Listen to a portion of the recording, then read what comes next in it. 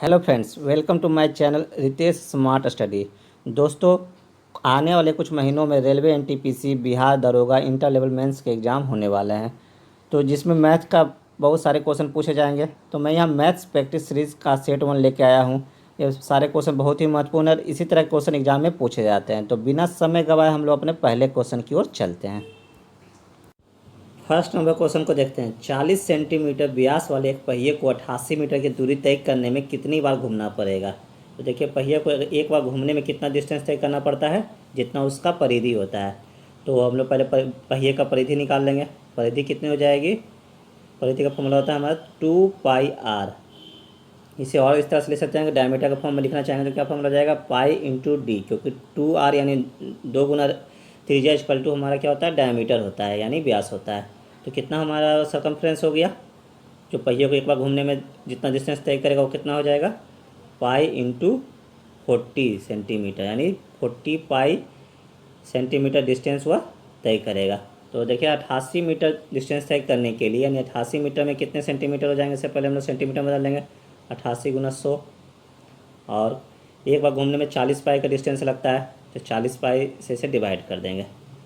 तो पाई का वैल्यू कितना होता है, इसे लिख देंगे 8800, और 40 गुना 22/7, 7 को ऊपर से मल्टीप्लाई कर देते हैं, कितना हो जाएगा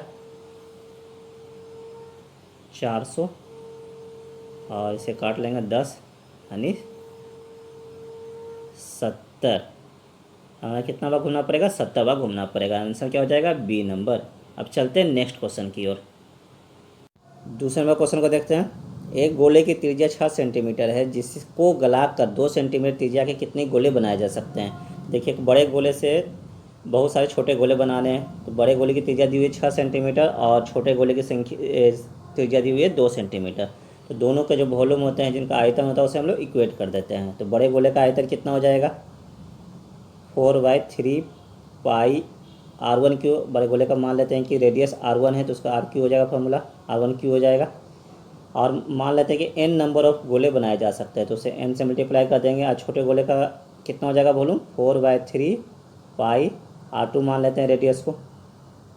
तो हमारा जो r1 जो होगा वो 6 सेंटीमीटर हो गया, और जो छोटे गोले का त्रिज्या हो गया 2 सेंटीमीटर, हमारा r2 हो गया। तो इसे बस वैल्यू को पुट कर देते हैं। पहले 4/3 पाई कॉमन है, तो उसे काट देते हैं। उसके बाद r1 का क्या वैल्यू है हमारा, 6 सेंटीमीटर, तो इसे 6 का क्यूब हो गया, और n रहने देते हैं। और r2 हमारा क्या है, 2 सेंटीमीटर, छोटे गोले का त्रिज्या, तो उसे लिख देते हैं 2 क्यूब। n का वैल्यू क्या हो जाएगा, 6 का क्यूब हो जाता है 216, डिवाइडेड बाय 2 का क्यूब हो जाता है 8, कितना हो जाएगा 8×2 = 16, और आपका 8 से 56 यानी 27, यानी आंसर क्या हो जाएगा 27 गोले, यानी 27 गोले बनाए जा सकते हैं। अब चलते हैं नेक्स्ट क्वेश्चन की ओर। तीसरे नंबर क्वेश्चन को देखते हैं। किसी संख्या के 85% के साथ 75 जोड़ते हैं तो परिणाम उसी संख्या के बराबर आता है, तो संख्या है। तो मान लेते हैं कि वो संख्या x है, तो हमारा क्या दिया हुआ, उसको 85% के साथ 75 जोड़ते हैं। तो संख्या के साथ 85% निकाल लेते हैं उसका, 185%, और उसके साथ कितने जोड़ते हैं, 75 जोड़ते हैं। तो वह संख्या किसके बराबर हो जाती है, खुद के बराबर हो जाती है, उसी संख्या के बराबर हो जाती है, यानी x के बराबर हो जाती है। अब बस इसे सोल्व कर लेते हैं, कितना हो जाएगा 85x/100 + 75 = x। अब इसे क्या करेंगे, उधर कर देंगे तो क्या हो जाएगा 75, और x - 85x/100 कितना हो जाएगा, 15x/100। अब यहाँ जल्दी से सॉल्व कर लेते हैं, 5 टाइम्स कट जाएगा, तो x = हमारा आंसर आ जाएगा 500, यानी वह संख्या 500 थी। तो आंसर क्या हो जाएगा, ए नंबर। बहुत ही आसान क्वेश्चन था। अब चलते हैं नेक्स्ट क्वेश्चन की ओर। चौथे नंबर क्वेश्चन को देखते हैं। किसी कक्षा में 50 विद्यार्थी हैं, जिसमें 40% लड़कियां हैं। लड़कों का औसत वजन 62 kg है तथा लड़कियों का औसत वजन 58 kg है। तो पूरे कक्षा का औसत वजन क्या है। देखिए, इसमें लड़कियों का संख्या दिया हुआ है, परसेंटेज दिया हुआ है, तो हम लड़कियों की संख्या निकाल लेंगे। लड़कियों की संख्या कितनी हो जाएगी, 50 का 40%, 40% यानी कितना हो जाएगा 2/5, कितना हो गया 20, यानी लड़कियों की संख्या जो है 20 दी हुई है। तो बॉयज़ की संख्या कितनी हो जाएगी, गर्ल की संख्या कितनी हो जाएगी। गर्ल्स की संख्या 20 है, तो बॉयज़ की संख्या कितनी हो जाएगी, 50 - 20 30। अब देखिए, बॉयज़ का कितना औसत वजन दिया हुआ है, 62 kg। तो टोटल वेट कितने हो जाएंगे बॉयज़ के, 30 से हम लोग 62 को मल्टीप्लाई कर देंगे। और गर्ल्स के वजन है 20 संख्या है 20 तो उनका औसत वजन दिया हुआ है 58, तो 58 से मल्टीप्लाई कर देंगे तो टोटल वेट आ जाएंगे गर्ल के। अब लिखा हो पूरे कक्षा का औसत वजन क्या है। जैसे क्या करेंगे, दोनों को वेट को जोड़ देंगे और टोटल नंबर ऑफ संख्या से मल्टीप्लाई डिवाइड कर देंगे। तब इसे हम लोग सॉल्व कर लेते हैं। कितना हो जाएगा, 3 से 1860 इसका हो जाएगा और इसका हो जाएगा 116 मतलब 1160 डिवाइडेड 50। अब इसे जोड़ लेते हैं तो कितना हो जाएगा 3020 डिवाइडेड बाई 50। इसे सॉल्व कर लेते तो कितना आ जाता है 5 2 तो कितना हो जाएगा 60.4, यानी 60.4 हमारा आंसर आ जाएगा डी नंबर। अब चलते हैं नेक्स्ट क्वेश्चन की ओर। 5वें नंबर क्वेश्चन को देखते हैं। दो संख्याएं जिनका अनुपात 4:5 है और इनका महत्तम समापवर्तक 16 है तो संख्याओं का जोड़ है। तो देखिए हमारा संख्याओं का, दो संख्याओं का अनुपात क्या दिया हुआ है 4:5। तो मान लेते हैं कि दोनों संख्या, एक को मान लेते हैं 4x है तो दूसरी संख्या क्या हो जाएगी 5x हो जाएगी। अब क्या दिया हुआ है, उसका महत्तम समावर्तक दिया हुआ है। तो हम लोग फार्मूला जानते हैं कि दो संख्याओं का प्रोडक्ट किसके बराबर होता है, उसके एलसीएम और एचसीएफ के प्रोडक्ट के बराबर होता है, यानी लघुत्तम समावर्त और महत्तम समावर्तक के प्रोडक्ट के बराबर होता है। पहले फार्मूला लिख लेते हैं। अब देखिए हमारा पहला संख्या और दूसरा संख्या दिया हुआ है 4x और 5x, तो हम लोग यहाँ लिख दिए हैं। अब यहाँ पे उसका एलसीएम तो दिया हुआ नहीं है तो एलसीएम लिख देते हैं, और एचसीएफ कितना दिया हुआ है 16, तो 16 लिख देते हैं और दोनों को मल्टीप्लाई कर देते हैं, कितना हो जाता है 20x²। अब देखिए 4x और 5x का जो दो संख्या जो दिया हुआ है उसका एलसीएम क्या होगा, 4x और 5x का एलसीएम क्या होगा। तो 4x और 5x का एलसीएम क्या हो जाएगा 20, और x कॉमन है तो क्या हो जाएगा x, यानी 20x उसका एलसीएम हो जाएगा। तो एलसीएम कितना हो गया 20x अब गुना 16 हो जाएगा, यहाँ पर 20x² है। अब इसे सॉल्व कर लेंगे, क्या हो जाएगा 20x कट जाएगा और यहाँ बचेगा x, यानी x = आ गया 16, यानी कि x का वैल्यू हमारा 16 आ गया। तो हमारी संख्याएँ क्या है, दो संख्या क्या है 4x और 5x, इसमें वैल्यू पुट कर देंगे। कितना हो जाएगा 4x का वैल्यू कितना हो जाएगा 16 पुट करने से 64 हो जाएगा, और 5x में पुट करेंगे 16, क्या हो जाएगा 5 16 5 80। अब क्या पूछ रहा है, दोनों संख्याओं का जोड़ क्या होगा। तो दोनों संख्याओं को जोड़ लेंगे, कितना हो जाएगा 8 6 14 यानी 144। तो हमारा आंसर क्या हो जाएगा डी। ये बहुत ही अच्छा क्वेश्चन था। अब चलते हैं नेक्स्ट क्वेश्चन की ओर। 6ठे नंबर क्वेश्चन को देखते हैं। पहली 10 विषम प्राकृतिक संख्याओं का योग होगा। तो देखिए इसका फॉर्मूला होता है, फॉर्मूला क्या होता है n²। तो यहाँ पर हमारा n जो दिया हुआ 10, पहली 10 विषम संख्याओं का योग पूछा जा रहा है प्राकृतिक संख्या का। तो पहले तो संख्या कितनी दी हुई है 10, तो क्या हो जाएगा n का वैल्यू में 10 पुट कर देंगे तो 10 का स्क्वायर यानी 100। ये फार्मूला यूज करके हम लोग आसानी से पहले जितनी विषम संख्याओं का योग है निकाल सकते हैं। तो आंसर क्या हो गया 100 बी नंबर। अब चलते हैं नेक्स्ट क्वेश्चन की ओर। 7वें नंबर क्वेश्चन को देखते हैं। ए एक कार्य को 48 दिन में पूरा कर सकता है। यदि बी ए से 60% अधिक कुशल है तो उस कार्य को करने में बी को कितना समय लगेगा। तो देखिए यहाँ पे ए का कार्य दिया हुआ कि 48 दिन में कार्य को पूरा कर सकता है, पर यहाँ पे बी ए से 60% ज़्यादा एफिशिएंट है। तो हम लोग जानते हैं कि पहले लिख लेते हैं ए और बी का। तो अगर यहाँ पर अगर एफिशिएंसी यानी कार्य क्षमता देखते हैं, तो अगर ए की कार्य क्षमता 100 है तो बी की कार्य क्षमता कितनी हो जाएगी 60% अधिक यानी 160। तो हम लोग जानते हैं कि टाइम टेकन इसके अपोजिट होता है, यानी जिसकी ज़्यादा एफिशिएंसी होगी उसे कम समय लगेगा। टाइम कितना टेकन हो जाएगा, तो इसका उल्टा हो जाएगा, यानी 160 इधर हो जाएगा और 100 इधर हो जाएगा।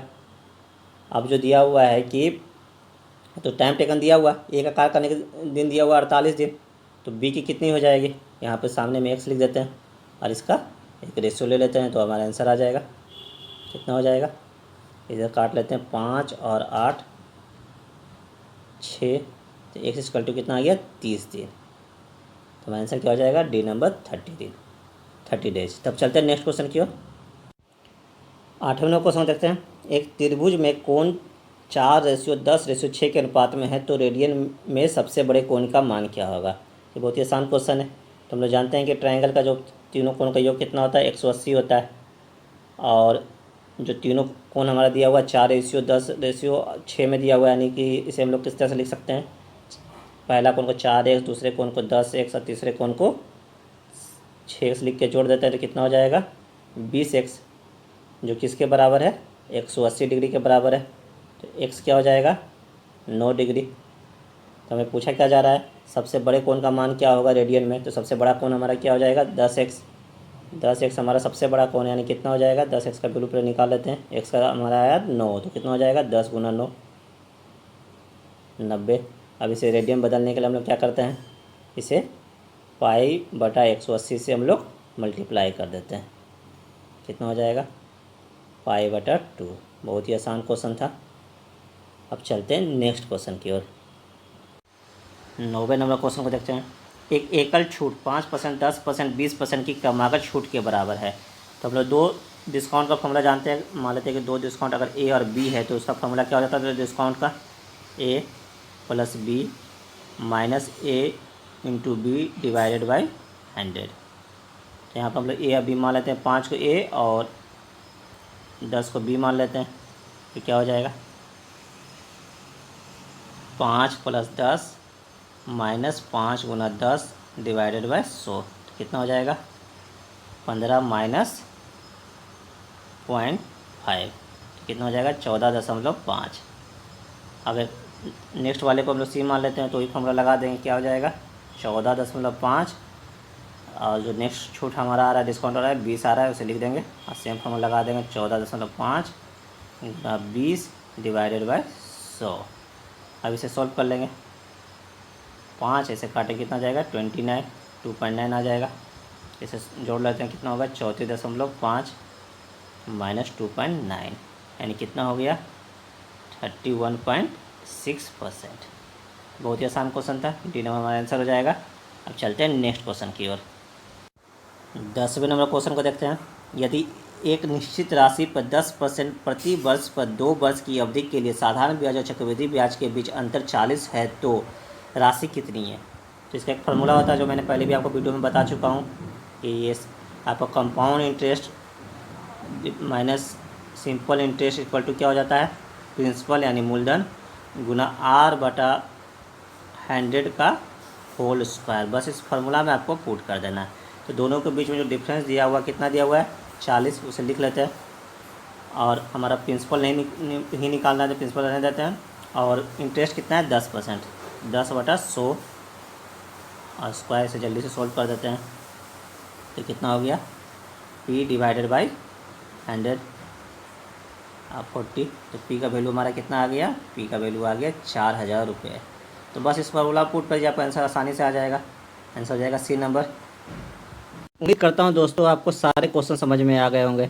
अगर कुछ भी डाउट हो तो कमेंट बॉक्स पे कमेंट करें। अगर आपको मेरा वीडियो अच्छा लगा तो मेरे वीडियो को लाइक करें। अगर आप चैनल पर नए हैं तो चैनल को सब्सक्राइब कर दें और जाते जाते बेल आइकन को भी क्लिक कर दें ताकि आपको आने वाली सारी वीडियो की प्रॉपर नोटिफिकेशन समय पर मिल सके। तो इस तरह से मैं अपना वीडियो समाप्त करता हूँ। जय हिंद, जय भारत।